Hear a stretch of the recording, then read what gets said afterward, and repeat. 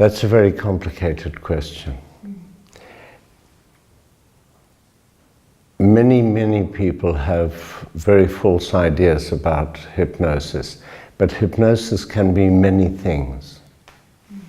Strangely, everyone goes into hypnoidal stages when they remember, when they imagine, when they go daydreaming.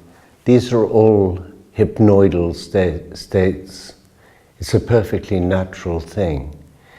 And a therapist who is skilled and who has integrity is using these states of mind in very positive and very creative and very therapeutic ways. It's very powerful.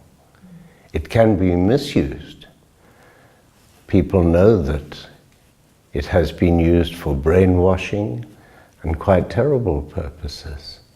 It's been used for entertainment very cheaply on stages, so it can be abused.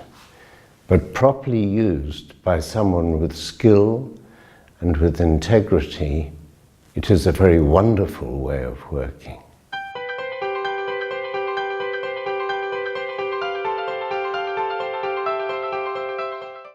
I'm not a prophet. I really don't know. I hope that the full potential of hypnosis can be used much more fully in all sorts of ways, medically, psychologically, even educationally. It has so much potential. I hope that people's fears and misconceptions about it can be somehow or other reduced, and that it can be used much more fully in the future.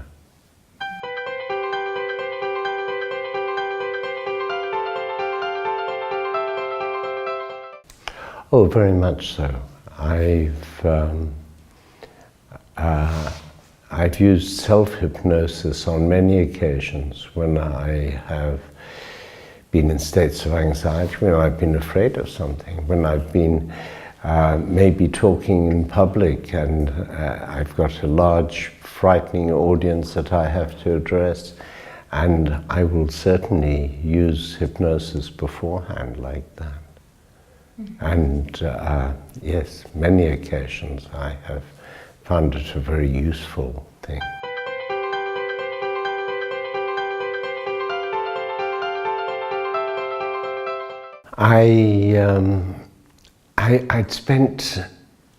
I'd studied psychology at Oxford University.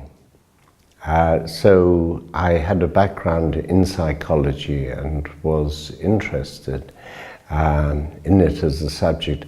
I then spent 20 years in education, 10 years teaching in senior schools in England, and then 10 years teaching in senior schools and being a headmaster in Papua New Guinea. And I returned to England, and it was actually a student of mine who said to me, who was a therapist, and he said, "Norman, I'm going on a course. I think you'd find this really interesting." And I went on this course and I thought, wow, I could do that. That really interests me. And I then did 2 courses in 2 different colleges. And after that, I worked with a number of very great therapists, people like David Kaloff, people like Ernest Rossi, people like David Groves. And I traveled around the world, traveled to America, went to conferences in Europe, and actually went and worked in their clinics with some of them in order to develop the skills and to learn their techniques and their approaches.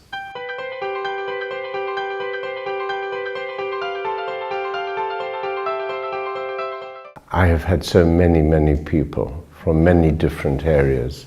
I've worked with educational psychologists, I've worked with psychiatrists, I've worked with psychotherapists, I've worked with doctors, general practitioners who now use various hypnotic techniques in their practices. So a very wide spectrum of people.